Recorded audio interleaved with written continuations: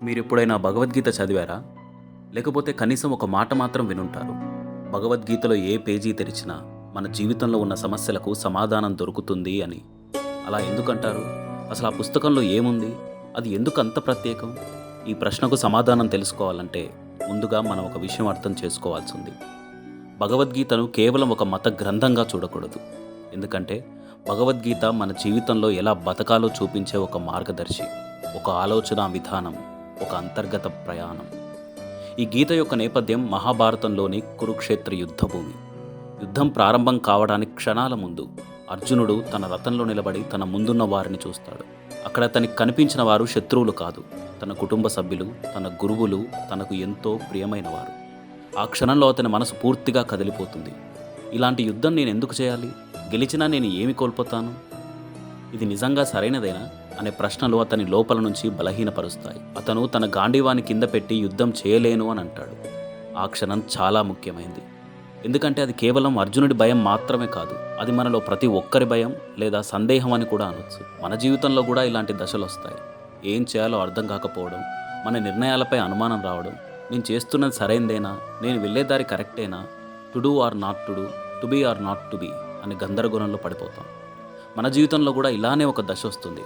ఇలాంటి కన్ఫ్యూజన్తోనే భగవద్గీత ప్రారంభమవుతుంది. అప్పుడు కృష్ణుడు తన మాయ ప్రారంభిస్తాడు. కానీ ఇక్కడ ఒక విశేషం ఉంది. కృష్ణుడు అర్జునుడికి నేరుగా ఇదే చేయి అని ఎక్కడా చెప్పడు. అతను ఆన్సర్స్ ఇవ్వడు. కానీ దానికి బదులుగా కృష్ణుడు అర్జునుడి ఆలోచన విధానాన్ని మార్చుతాడు. అతనిలో క్లారిటీని పెంచుతాడు. అతను తన భయాలు, సందేహాలు, బలహీనతలపై ఆలోచించేలా చేస్తాడు. ఆ ప్రాసెస్లో అర్జునుడు తనకు తానే సమాధానాలు కనుగొంటాడు. ఒక విధంగా చూస్తే కృష్ణుడు కేవలం ఒక మధ్యవర్తిలా వ్యవహరించి యుద్ధంలో తాను ఎదుర్కోబోయే వారి కంటే తాను ఒక అపార శక్తివంతుడని అర్థం చేసుకునేలా అర్జునుడికి శక్తినిస్తాడు. ఇది మనకు ఒక గొప్ప లెసన్. మన జీవితంలో కూడా చాలాసార్లు మనం బయట నుండి ఆన్సర్స్ కోసం వెతుకుతుంటాం. ఎవరో ఒకరు వచ్చి మనకు ఇదే సరైన దారి అని చెప్పాలని ఆశపడుతుంటాం. కానీ నిజానికి మనలోనే ఆన్సర్స్ ఉంటాయి. మనలోనే ఒక స్ట్రెంగ్త్ ఉంటుంది. మనం ఎదుర్కొంటున్న సమస్యలు, సవాళ్ళు, గందరగోళాలు, బాధలు ఇవేవీ మనకంటే పెద్దవి కావు. మనలో ఉన్న శక్తి వాటికంటే చాలా గొప్పది. మనం ఆ శక్తిని గుర్తించకపోవడం మాత్రమే మన బలహీనత. గీత మనకు ఇదే విషయాన్ని గుర్తు చేస్తుంది. మన పరిస్థితులు ఎంత క్లిష్టంగా ఉన్నా మనలో వాటిని అధిగమించే సామర్థ్యం ఉంది. అందుకే గీత వంటి గ్రంథాలు మనలో ఆత్మవిశ్వాసాన్ని, ధైర్యాన్ని, స్థైర్యాన్ని పెంచుతాయి. అవి మనకు రెడీమేడ్ ఆన్సర్స్ ఇవ్వవు, కానీ మనం ఆన్సర్స్ కనుగొనే విధానాన్ని నేర్పిస్తాయి. గీతలోని 2వ అధ్యాయం ఒక సులభమైన కానీ లోతైన ఉదాహరణ ఇస్తుంది. సీజన్స్ గురించి. ప్రతి సంవత్సరం సమ్మర్, వింటర్ వస్తూ పోతూ ఉంటాయి. అలాగే మన జీవితంలో సుఖం, దుఃఖం, విజయాలు, అపజయాలు అన్నీ వస్తూ పోతూ ఉంటాయి. కానీ సీజన్స్ మారినంత మాత్రాన మనం మన పనిని ఆపము. మనం అడ్జస్ట్ అవుతాము, మన జీవితాన్ని కొనసాగిస్తాము. అలాగే మన జీవితంలో కూడా పరిస్థితులు ఎలా ఉన్నా మన కర్తవ్యాన్ని ఆపకూడదు. ఇక్కడ ఇంకో ముఖ్యమైన విషయం ఉంది. మనం సాధారణంగా బాధలను మాత్రమే డిస్ట్రాక్షన్గా చూస్తాం. కానీ చాలాసార్లు సంతోషం కూడా మనల్ని దారి తప్పిస్తుంది.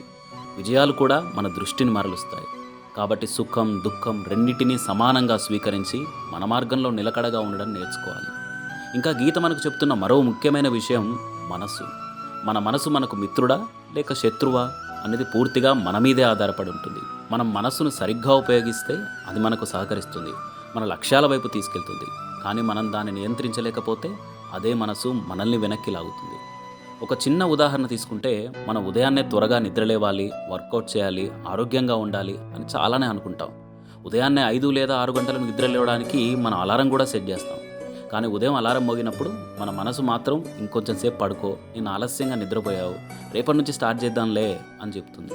నిరంతరం ఇలాంటి కారణాలు చెబుతూ ఉంటే మీరు నిద్ర లేవలేరు, లైఫ్లో ముందుకు వెళ్ళలేరు. ఇదే మనసు స్వభావం. మనం దాన్ని ట్రైన్ చేయలేకపోతే అది మనల్ని వెనక్కి లాగుతుంది. కానీ మనం డిసిప్లిన్తో, ధ్యానం, మంచి పుస్తకాలు, మంచి ఫ్రెండ్స్ ద్వారా మనసును తీర్చిదిద్దితే అదే మనకు గొప్ప మిత్రుడిగా మారుతుంది, మన లక్ష్యాల వైపు నడిపిస్తుంది. గీత మనకు నేర్పించే మరో అందమైన భావన ప్రతి దాంట్లో దైవత్వాన్ని చూడటం. దానికి మనం ప్రత్యేకంగా ఎక్కడికైనా వెళ్ళాల్సిన అవసరమే లేదు. ప్రకృతిలో, మన చుట్టూ ఉన్న మనుషుల్లో, ప్రతి సృష్టిలో దైవత్వాన్ని చూడొచ్చు. మనకంటే మెరుగ్గా ఉన్న వారిని చూసినప్పుడు సాధారణంగా మనలో అసూయ లేదా అభద్రతాభావం వస్తుంది. ఇతను నాకంటే బాగా చేస్తున్నాడు అనే భావన కలుగుతుంది. కానీ ఒక్కసారి మనం ఆ ఆలోచన విధానం మార్చుకుంటే, అవతలి వ్యక్తిలో ఉన్న స్పెషల్ క్వాలిటీ ఏంటి అని, తనలో ఉన్న ప్రత్యేకమైన శక్తిని గుర్తిస్తే మనలో అసూయ తగ్గుతుంది, ఇన్స్పిరేషన్ పెరుగుతుంది.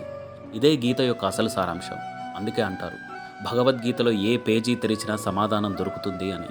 ఎందుకంటే భగవద్గీత మనకు రెడీమేడ్ ఆన్సర్స్ ఇవ్వదు. మన ఆలోచన విధానాన్ని మార్చుతుంది. మనం జీవితాన్ని ఎలా చూస్తామో అదే మన జీవితాన్ని షేప్ చేస్తుంది. భగవద్గీత ఒక పుస్తకం మాత్రమే కాదు, అది ఒక మార్గదర్శి, ఒక అనుభవం, ఒక ఆలోచన విధానం. మనలోని శక్తిని మనకు గుర్తు చేసే ఒక నిశ్శబ్ద గురువు, ఒక మంచి స్నేహితుడు కూడా.